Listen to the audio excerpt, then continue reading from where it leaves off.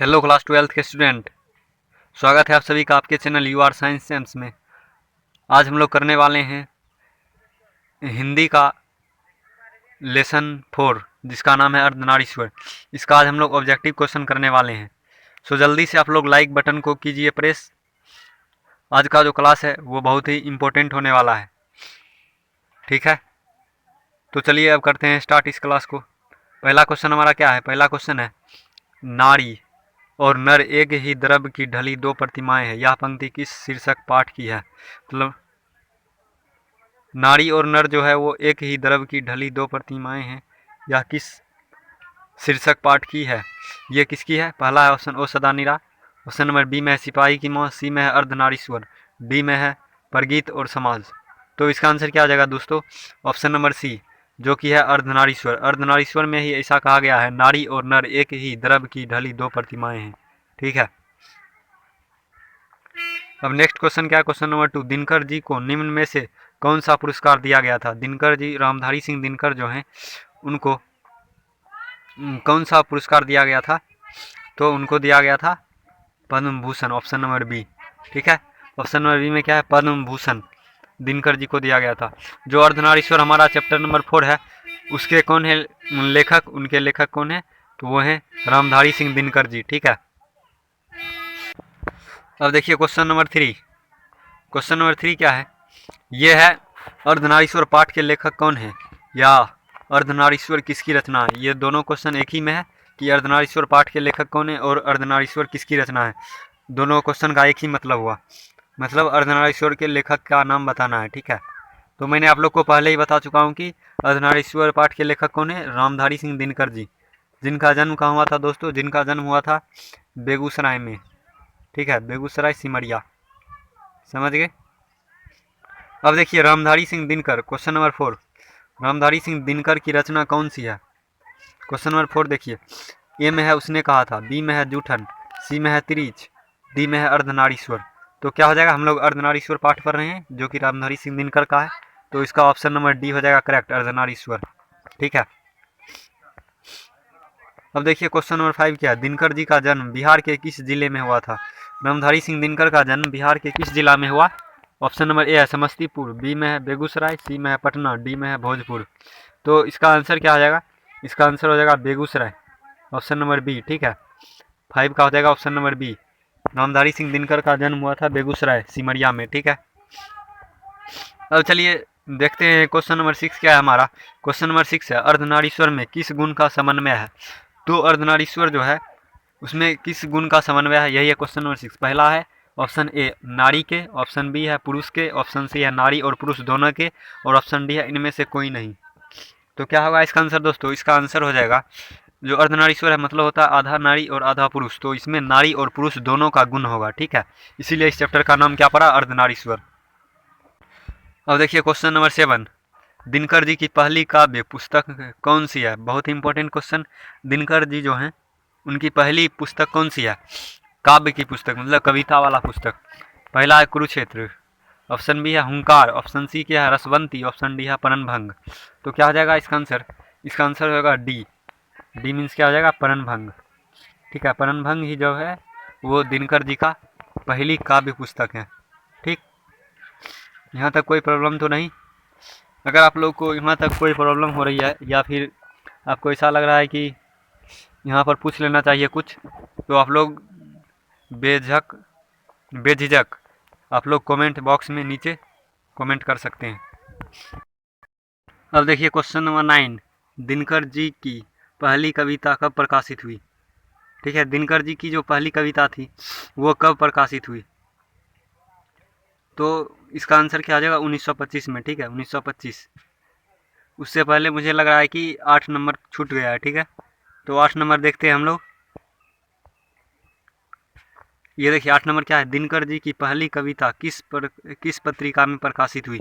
दिनकर जी की जो पहली कविता थी दोस्तों वो किस पत्रिका में प्रकाशित हुई? पहला है छात्र सहोदर, दूसरा क्या है ऑप्शन नंबर बी छात्र पत्रिका, ऑप्शन नंबर सी क्या है छात्र मित्र, और ऑप्शन नंबर डी है इनमें से कोई नहीं। तो इसका आंसर क्या आ जाएगा? दिनकर जी की पहली जो कविता थी वो छात्र सहोदर पत्रिका में प्रकाशित हुई, ठीक है। अब ठीक है, 8 नंबर भी क्वेश्चन हो गया। 9 भी हमारा हो चुका है। 9 का क्या हो जाएगा, दिनकर जी की पहली कविता कब प्रकाशित हुई? तो ये क्या है, ये हमारा 1925 ईस्वी में। ठीक है, अब देखिए क्वेश्चन नंबर 10 क्या है, दिनकर जी के अनुसार यदि पति विचार है तो पत्नी क्या है? दिनकर जी बोलते हैं कि पति विचार है। ठीक है, तो पत्नी क्या है ये हम लोग को बताना है। ऑप्शन ए क्या है हमारा, ऑप्शन ए है बुद्धि, बी है समझ, सी है भावना और डी है इनमें से कोई नहीं। तो इसका आंसर क्या आ जाएगा, इसका आंसर हो जाएगा सी, भावना।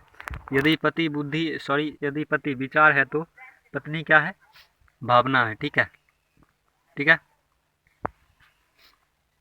तो आगे बढ़ते हैं। आगे अगला क्वेश्चन नंबर 11, बुद्ध और महावीर ने नारियों को कौन सा अधिकार दिया? तो बुद्ध और महावीर ने नारियों को भिक्षुनी होने का अधिकार दिया। ठीक है, ऑप्शन नंबर बी करेक्ट है, मतलब नारियां भी अब भिक्षुनी हो सकती है। ठीक है, अब देखिए क्या है हमारा क्वेश्चन नंबर 12, पुरुष जब नारी के गुण लेता है तब वह देवता बन जाता है, किंतु नारी जब नर के गुण सीखती है तो वह राक्षसी बन जाती है। यह किसका कथन है? जब पुरुष जो है क्या करता है, नारी का गुण लेता है तो वो देवता बन जाता है। ठीक है, लेकिन नारी अगर पुरुष का गुण ले ले तो वो क्या बन जाती है, राक्षसी। ये किसने कहा था? हमारे पास ऑप्शन क्या क्या है, हमारे पास ऑप्शन ए है दिनकर, ऑप्शन बी क्या है, रविंद्रनाथ का, ठीक है, ऑप्शन सी है प्रेमचंद्र का, ऑप्शन डी है इनमें से कोई नहीं। तो इसका आंसर क्या आ जाएगा दोस्तों, इसका आंसर सिंपल ही है, प्रेमचंद्र ने ही ऐसा कहा था। ठीक है, प्रेमचंद्र ने ऐसा कहा था। अब देखिए हमारा क्या है, अब है हमारा 13 नंबर क्वेश्चन, अर्धनारीश्वर का किस विधा से संबंध है? अर्धनारीश्वर का किस विधा से संबंध है? हमारे पास क्या क्या है ऑप्शन, ऑप्शन ए में है निबंध, ऑप्शन बी है कहानी, ऑप्शन सी है एकांकी, ऑप्शन डी है व्यंग। तो इसका आंसर क्या हो जाएगा, अर्धनारीश्वर जो है वो एक एकांकी है। ठीक है, अर्धनारीश्वर क्या है, एक एकांकी है। समझ रहे हैं आप लोग? अब नेक्स्ट क्वेश्चन की ओर चलते हैं, वो है नेक्स्ट पेज में। ठीक है, वो पेज मैं पहले निकाल लेता हूँ। तो ये रहा क्वेश्चन नंबर 14, किसने अपने जीवन के अंतिम दिनों में नारीत्व की साधना की थी? किन्होंने अपने जीवन के अंतिम दिन में, मतलब जब वो मरणोपरांत थे तब किन्होंने नारीत्व की साधना की? ठीक है, ऑप्शन हमारे सामने क्या क्या है दोस्तों, ऑप्शन ए है हमारा गांधी जी ने, ऑप्शन बी है रविंद्रनाथ टैगोर ने, ऑप्शन सी क्या है दिनकर जी ने, ऑप्शन डी क्या है उदय प्रकाश ने। तो ऐसा ये किन्होंने किया था नारीत्व की साधना अपने अंतिम दिनों में, जीवन के अंतिम दिनों में? तो वो हो जाएगा ऑप्शन नंबर ए हमारा महात्मा गांधी ने। ठीक है, महात्मा गांधी। समझ गए? अब देखिए क्या है 15 नंबर, अर्धनारीश्वर शंकर और पार्वती का किस प्रकार का रूप है? ठीक है, अर्धनारीश्वर जो है वो शंकर और पार्वती के किस प्रकार का रूप है? ऑप्शन ए क्या है हमारे सामने, ऑप्शन ए है यथार्थ का, ऑप्शन बी क्या है कल्पित, और ऑप्शन सी आदर्श, ऑप्शन डी क्या है वास्तविक। तो क्या हो जाएगा इसका आंसर, इसका आंसर हो जाएगा कल्पित। अर्धनारीश्वर जो है वो शंकर और पार्वती का कल्पित रूप है। ठीक है,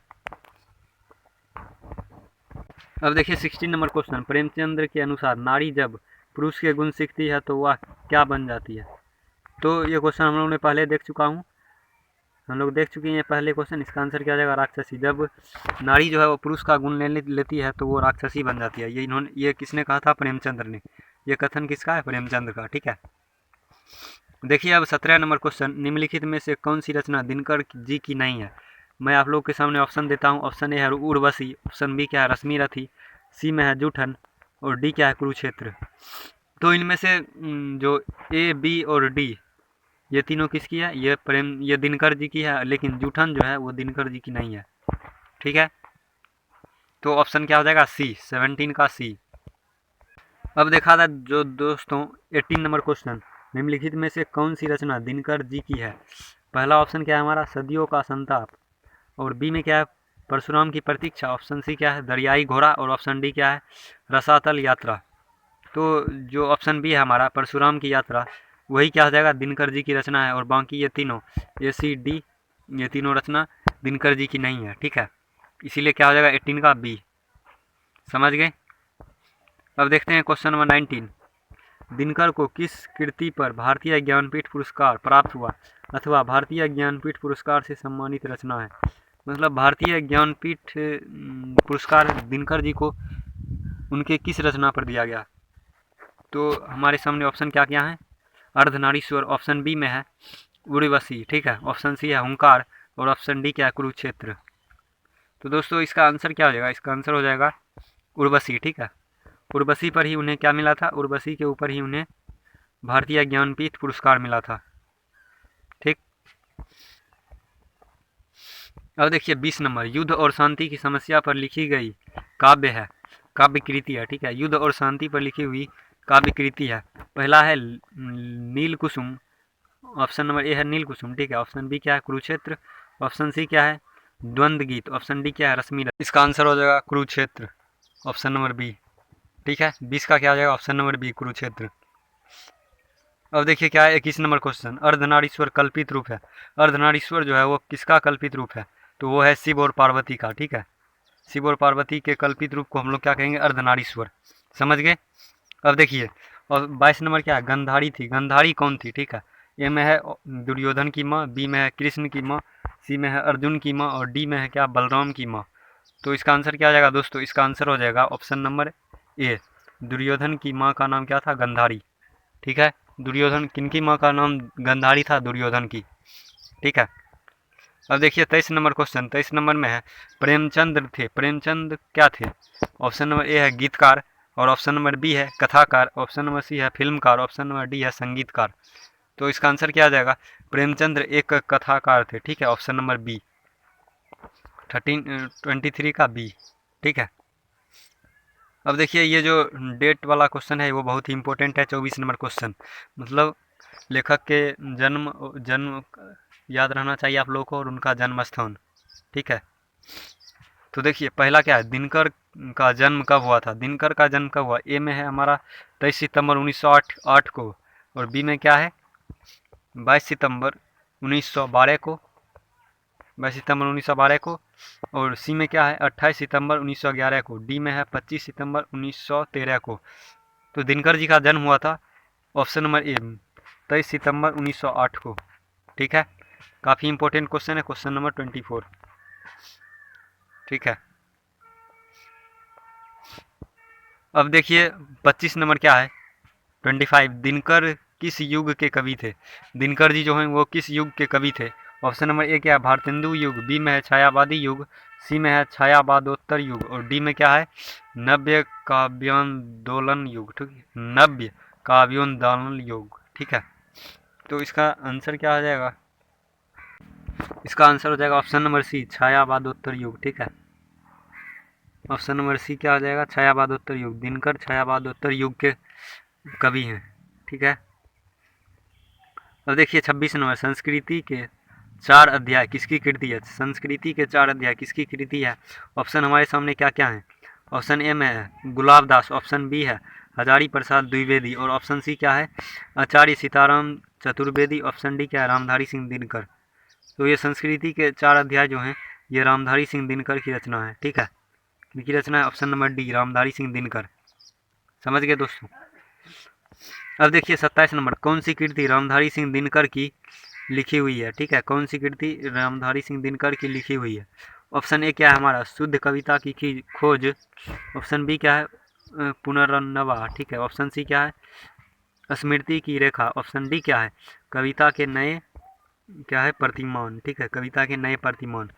तो इसका आंसर क्या हो जाएगा, इसका आंसर हो जाएगा शुद्ध कविता की खोज जो है वो रामधारी सिंह दिनकर की रचना है, ठीक है। यहाँ तक आप लोग देख लीजिए अच्छे से। आज का जो हमारा ऑब्जेक्टिव क्वेश्चन है यहीं तक खत्म होता है, क्वेश्चन नंबर 17 तक इस चैप्टर का अर्धनारीश्वर का 1 से लेकर 17 तक हम लोग कर लिए हैं, ठीक है। अब हम लोग नेक्स्ट क्लास में क्या करेंगे, हमारा जो 5वां लेसन है उसका नाम है रोज, उसका ऑब्जेक्टिव क्वेश्चन करेंगे। उससे पहले आप लोग से मैं ये कहना चाहूँगा कि आप लोग इसका नोट बना लीजिए और इसे नोट में लिख लीजिए, ये काफ़ी VVI क्वेश्चन है 2022 एग्जाम के लिए, ठीक है, समझ गए आप लोग। तो अब मिलते हैं नेक्स्ट क्लास में, तब तक के लिए इतना ही, आज का क्लास यहीं पर करते हैं ख़त्म, ठीक है।